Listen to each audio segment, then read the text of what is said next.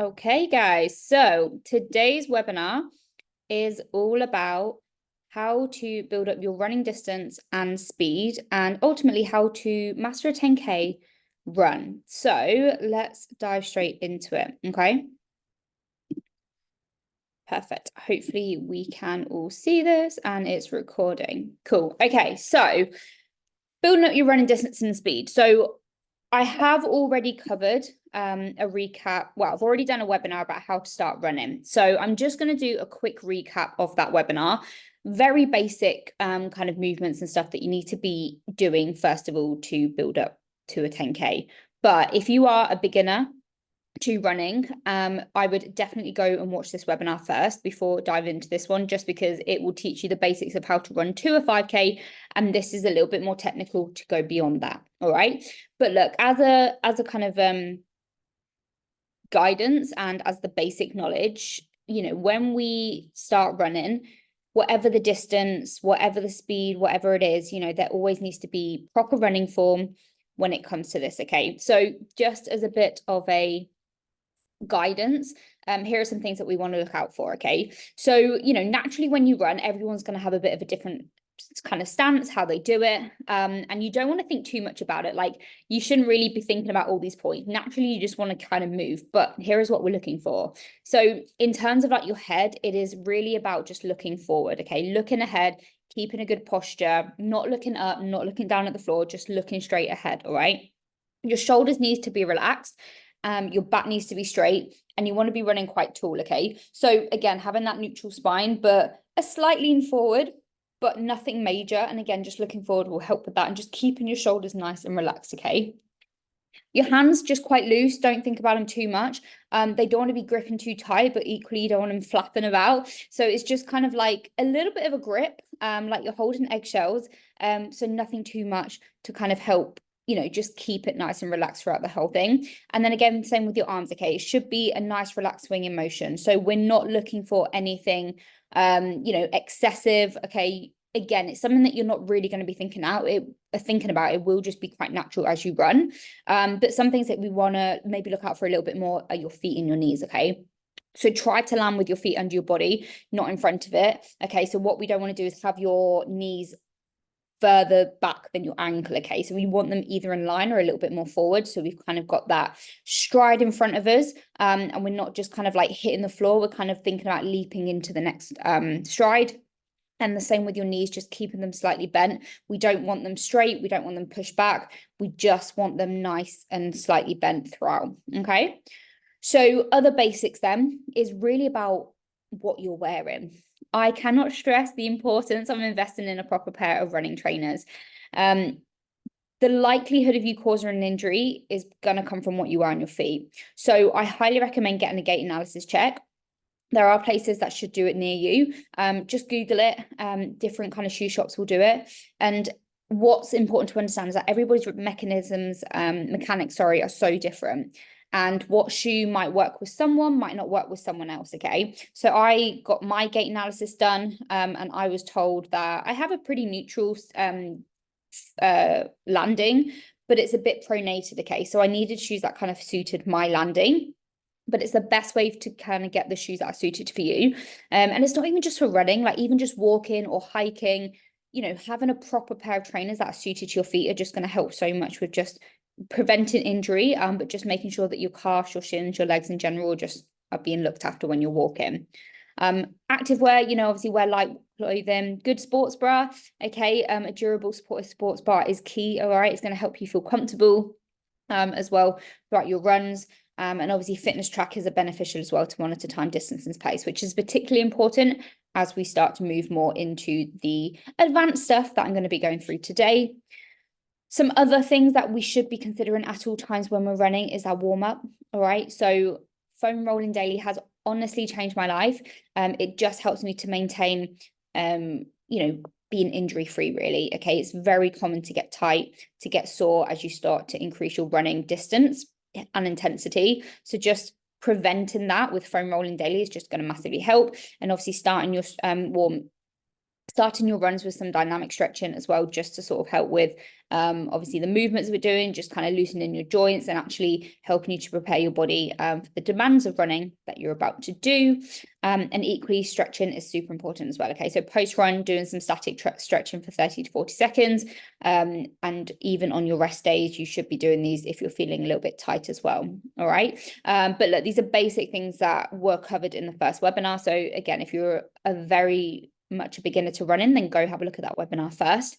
But this one is all about going from a 5K to a 10K, all right? And I'm not just talking about going literally just running a little bit further. We're going to be diving into a little bit more technique, a little bit more technical stuff, and just kind of going through different types of runs and different ways that we can A, help you get faster, but B, also help you to run better as well, improve your cardiovascular fitness.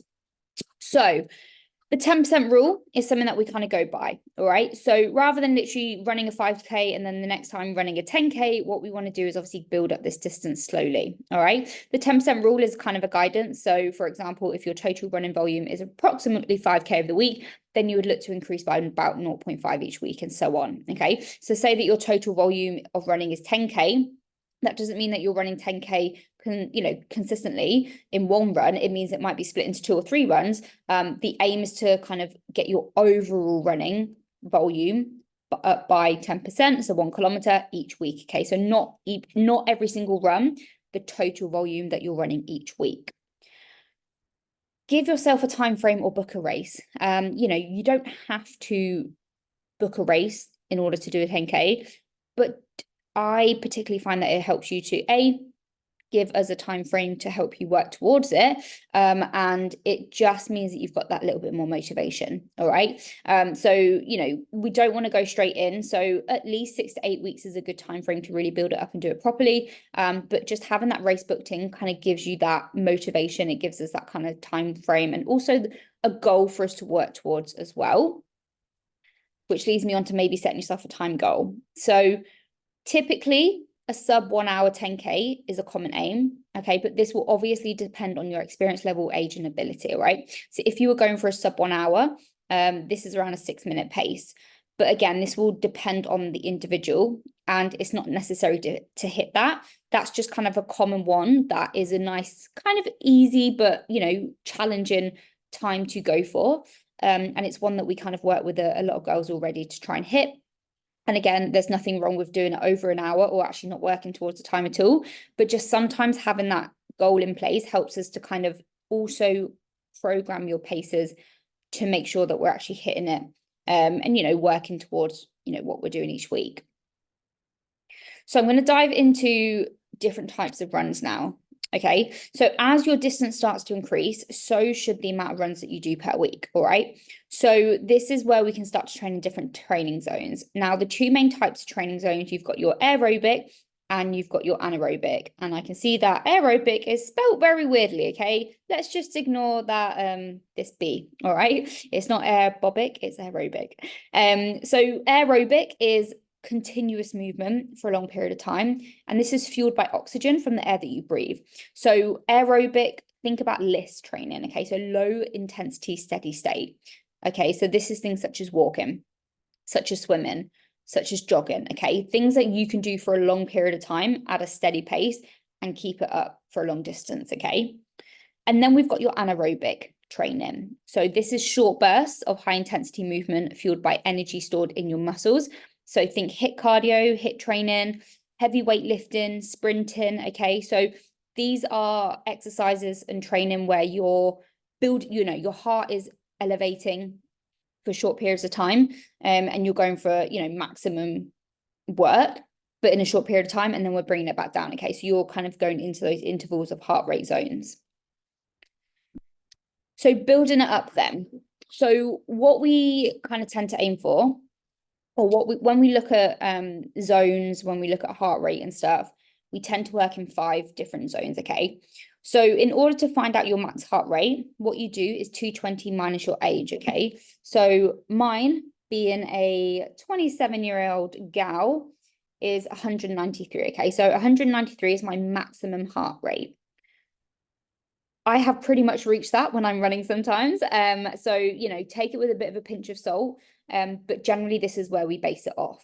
Now, as you can see, the different zones are a percentage of your heart rate. So if we're looking at zone 1, which will be you're very much just walking about, you know, maybe doing a little bit of a swim, cycle, this is around 50 to 60%. And then as the zones go down, the heart rate gets higher, and they all have different purposes, okay? So, you know, the zone 2 and 3 is where we're looking at, you know, zone 1 to, I'd say 1 to 3 or 1 to 2 is your aerobic, okay? So this is where we're just doing that low intense steady state cardio. And then when we go into anaerobic, this is when we start to dip into kind of zone 3, 4, and 5. Okay, so this is where we start to see your heart rate lifting and elevating, and obviously the intensity gets a lot higher as well. Okay, so we're going to be diving through a little bit more of these throughout the runs, but they all have different purposes, they all have different benefits, and actually training through all of them can be beneficial for cardiovascular health, and obviously if you're taking it to the next level, just improving your general fitness speed as well. So let's dive into the first type of run, which is your easy run. So this is typically your zone 2 run, also known as a recovery or an aerobic run. Okay, so when we talk about easy runs, these are the foundations of having a good fitness level. Okay, so being able to sustain that run for a long period of time without getting burnt out or fatigued. All right, now if you don't train in this zone, you will find it hard to up your distance of running comfortably, and it's the easiest. So, you know, we don't want to be going really above 6 out of 10 effort. So it should be easy for you to sustain, that you can have a conversation with somebody, you're not pushing yourself too much. Generally, it's just a nice, easy breeze, all right? The reason for this is that you can't be training at a high intensity all the time, okay? Your body needs time to recover, but easy runs just mean that we can get the volume and the distance in of running to kind of build up your aerobic endurance, but it means that you're not training to a high intensity that it's going to burn you out, you're going to feel sore, and you need more time to recover. You know, you could probably go and do a training session the day after your easy run because you've not really done much of that.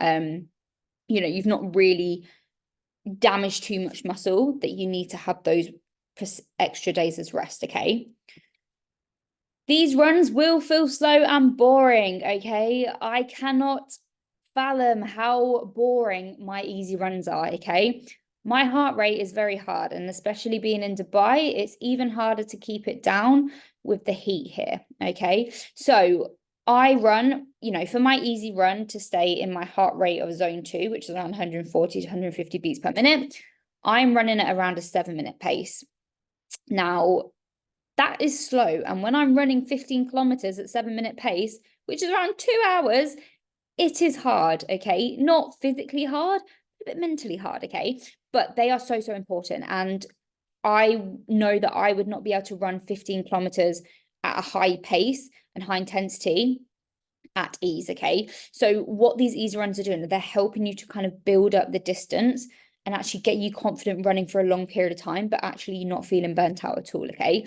And like I said, they are so necessary. And at first I was like, nah, they're boring. Why am I doing this? I kept going over my heart rate. My coach was like, you need to slow down. And I was like, but honestly, it is super, super important, okay? Not only that, it will help you to build up to a 10K further, okay? If you're looking to do a half marathon, a marathon, they're even more important, but they're also highly beneficial for just general cardiovascular health, okay? The more that you can build up your aerobic endurance, the lower your resting heart rate is going to become. And it's just going to mean that the older you get, it's just going to be more beneficial for you having that lower heart rate and being able to sustain a long distance of exercise without, you know, burning out too quickly. All right. So controlling your heart rate is another story. All right. It is hard. And zone 2 is probably the hardest one to have. Okay. If you think that running a 10K at a fast pace is hard, try running at a low heart rate. Okay, it's even harder because you feel like you're treading water, you feel like you're going nowhere, but it just means that actually your aerobic endurance just isn't quite there. Okay, so how to control it?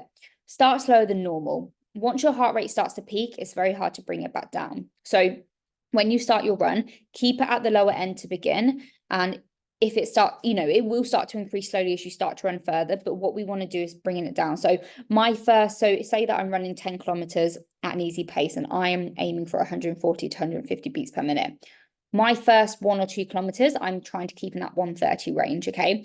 Just because I know as time goes on, even though my pace is the same, around 7 minutes, my heart rate is slowly increasing, okay? Just because obviously I'm going more, it's getting hotter. So just always start at the lower end and just monitor it as it goes up.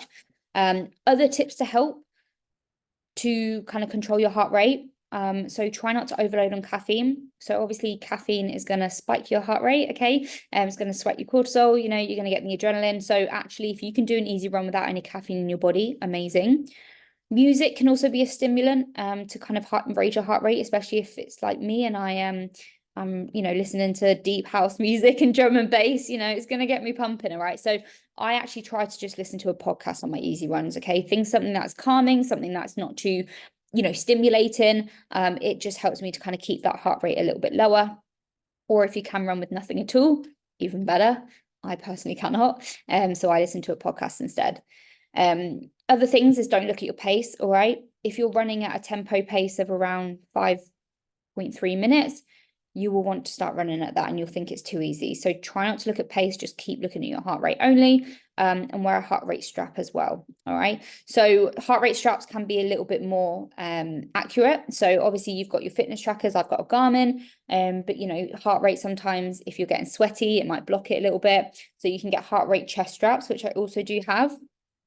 God, I can't remember the name of it off the top of my head. I can't remember, but it's a very good one. And Polar Beat, that's it. It's a Polar one. And it was an investment and I probably don't use it as much as I should. But if I am to wear it, it is just when I'm doing my easy runs, purely because it helps me to just monitor my heart rate a little bit more accurately.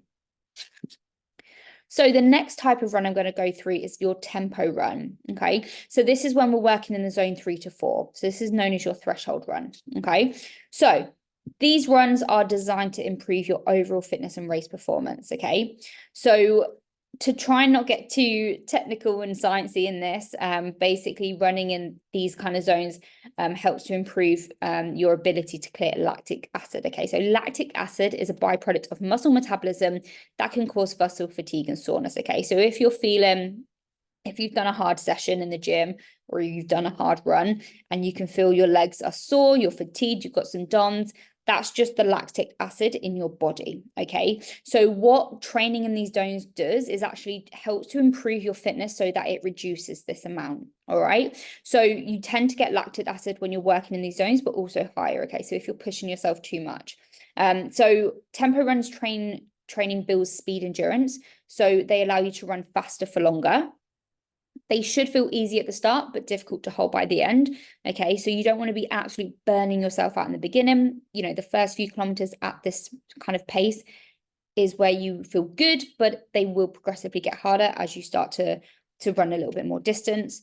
The pace of a tempo run is typically the pace the runner is attempting for their race. Okay, so this is why I said it's sometimes good to have a goal or a time frame in mind, because when we start to design your tempo runs, what we can then do is go, okay, cool. So if you did want to go for a sub 1 hour 10K, we know that your pace needs to be around 6 minutes or less per kilometer. All right. I would always aim for something a little bit less so that we're covering any basis. But generally, if we know that your goal is a sub 1 hour 10K, we know that on your tempo runs, particularly, we need to be hitting at least 540, 550. All right. This just means that we know that when you come to do your proper 10K race, that you are in a good position, you've built up the stamina, the endurance to run that amount of distance for that amount of time. Hopefully that makes sense. So tempo runs are designed in different ways, but this is the one that we start to do. Okay, so with tempo runs, we like to include warm-ups and cool downs as well. Okay, so I'm not talking about just stretching. I'm not talking about, your dynamic warm-ups. We're talking about just warm up and cool downs as you run too, okay? So instead of going at your tempo race from the start, this is where we start to include warm-ups and cool downs to prevent injury, all right? B, to increase your heart rate and prepare your body for the more intense work that's going to come. And C, increase your running distance without burning out too quickly. So like you would if you were going for squats in the gym, okay? You wouldn't just go straight in at 60 kg squats, okay? You would do 12 reps at 20, 8 reps at 40, and then you go into your working set of 60, for example. This is similar to running, okay? We don't want to just go straight in at your tempo pace unless it's your race day. But when we're training for it, we want to ease in, okay? So as an example, here is what we're looking for. So we might do a 2-kilometer warm up at a 5 out of 10 effort, okay? So very easy, an easy run, keeping it nice and light. And then we'll go into a 5-kilometer at race pace, okay? So as I said, if we're going for a sub 1 hour and we're aiming for a 5:40 to 5:50 pace per kilometer, this would be your tempo run. So this is what we're aiming for. And then we might have a 1-kilometer cool down at the end, okay? So overall, your tempo pace run is 5 kilometers, okay? So you're running at race pace for 5 kilometers. You're testing yourself there. But actually the overall run is 8 kilometers. So what this is doing is allowing you to kind of run 8 kilometers, but actually for race pace to test you, to prepare you, you're doing 5 kilometers. And then over time, that's when we start to increase the middle bit. Okay, so warm-up cooldowns might stay similar, but actually we start to then increase the race pace as time goes on. And then the last run that I want to talk to you about is your interval run. So these are where we are hitting zone 4 and 5 of your max heart rate. They are the hit, okay? And they're my favorite, you know? I love an interval run because I time it with my music, I hit the beat and I'm like, zoom. And they're just great fun, all right? So interval training is a way of practicing running faster for shorter periods, okay? This will help to improve your speed overall, but it's also going to just help to improve your fitness levels too, okay? It's going to improve your anaerobic endurance, it's going to increase your VO2 max, and it's going to increase your overall running performance as well, and also the mental block of stuff, okay? Thinking that you can't run fast, these are great ways to kind of push yourself, all right? So again, it kind of tests your mental resilience, which I think is really important when it comes to running overall. So if you did actually start with running a Couch to 5K program, or you started with like a walk run plan, so where you would maybe run for 5 minutes, walk for 2, run for 5 minutes, walk for 2, that is a type of interval training, okay? It's done at a lower intensity, but this is where, you know, you're already doing it, all right? So it's very similar in the sense that we are running for X amount of minutes, and then we're, you know, taking a break to let you recover, let the heart rate settle as well. Like tempo runs, there should always be a bit of a warm up and a cool down included. Again, you're not just going to go off sprinting straight away. We want to build up, you know, we want to prepare your body for what's about to come, especially because it's so high intense. And we tend to work towards an RPE. So this is rate of perceived exertion, or a pace time. Okay. So RPE stands, is basically kind of like the effort that you're doing. Okay. So for example, if we're running an easy run, it would be about 5 out of 10. If we're doing, you know, an absolute sprint, it will be about a 9 out of 10. Okay, so it's the intensity that we're working towards. And we can also look at pace as well. But the pace that we're doing should be quicker than your race pace. Okay, so this isn't a tempo run. This isn't what you're doing at your race. This is beating that. Okay, so again, shorter periods of time, but making it a lot quicker. So here are some examples of interval runs that you might see on your program, or what we look for. All right. So starting at the lower end, we might do a 1 kilometer warm up and then go into 200-meter sprints. Okay. So not far at all, but this is 9 out of 10 effort. Okay. So you're really, really pushing yourself for that 200 meters. And then might go into a 2-minute walk, and we do that 10 times. Okay. So it might seem like a lot doing it 10 times, but you're only running for a short amount of time. All right. Then we can increase the interval. So again, with the warm up, but then we're doing 500 meters. So again, at a 9 to 10 RPE, and to a 2-minute walk, but maybe the rounds are a little bit less. Okay. So again, a little bit longer on the intervals, and you won't be able to go probably as quick as you would with the 200 meters. But you know, you're still pushing yourself about half a kilometer. So these are looking at RPE. And then if we want to look at particularly like a pace, then we might do, say, longer meters, okay? The reason I wouldn't give you a race pace time for something like 200 meters or 500 meters is because we're not actually hitting a kilometer, okay? So really, for your watch or anything to sync, you want to be running a longer distance to kind of monitor it, okay? So after you've done your run, if you have been tracking it on your watch, It will tell you what your speed was per kilometer, if it was to work it out like that. But it's hard to kind of race pace that whilst you're doing it, okay? You don't want to be running 200 or 500 meters and constantly looking at your pace on your watch, okay? So that's why we use this for RPE.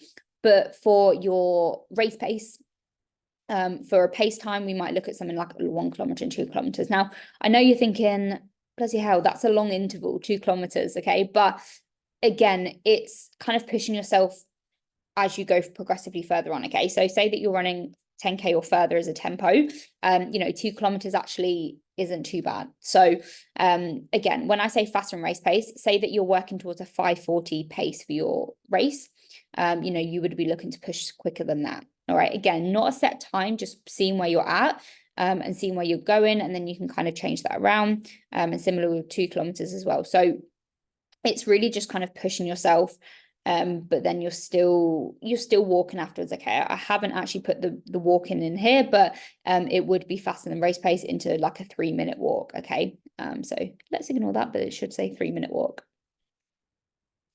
All right, so they are the main 3 runs that we tend to look at when we're building up your fitness, building up your endurance. Okay, now I totally understand that not everybody can run 3 times a week. So I would say even to optimize your training, twice a week is good, okay? And I think if you can run twice a week, then doing 1 easy run and 1 tempo run where you're working still in both zones is going to be the best option, all right? So this is just going to obviously build up your tempo race pace that you're looking towards, but also we're getting in the aerobic easy run. So we're getting the distance in as well as the tempo. The intervals are extra. To me, they're fun, all right? I love running 3 times a week. And like I said, if it's not viable for you, 2 is still more than enough, especially if you're just working up to a 10K. I'd say if you're working further than a 10K, it might be worth looking at 3 times a week to optimize it. But as long as you're getting in that easy run and that tempo run, it's still a great way to build up your endurance and your distance and speed. And you don't have to run for a specific time goal or distance either, okay? As I said, it helps to plan accordingly if you do have a target to work towards. It increases motivation as well. But look, if you just want to run a 10K and there's no stress or pressure or anything to reach a certain time, that's absolutely fine. But it's fun to have that. All right. And like I said, it doesn't have to be the typical sub 1 hour. It can be a sub 1:30. It can be whatever you like. Because next time, if you enjoy it, you can build up and you can work on the speed for the next one. All right. But ultimately, it's about not forgetting the basics. All right. Proper trainers, warming up, stretching, quality nutrition, sleep, and hydration are all key to just overall running. All right. It's going to help to prevent injury. It's going to help you to enjoy it. It's not going to burn you out. So really, mastering this is key. All right. You can't start to improve and optimize your running if you're not hitting these basics. All right. But I will keep this one here. Obviously, it's just me, but if you are watching this and you have any questions at all, drop me a message and hopefully this was helpful for you. And if there's anything more that you want me to discuss in terms of running, then just let me know. Bye, guys. She says that she can't. Oh, there we go.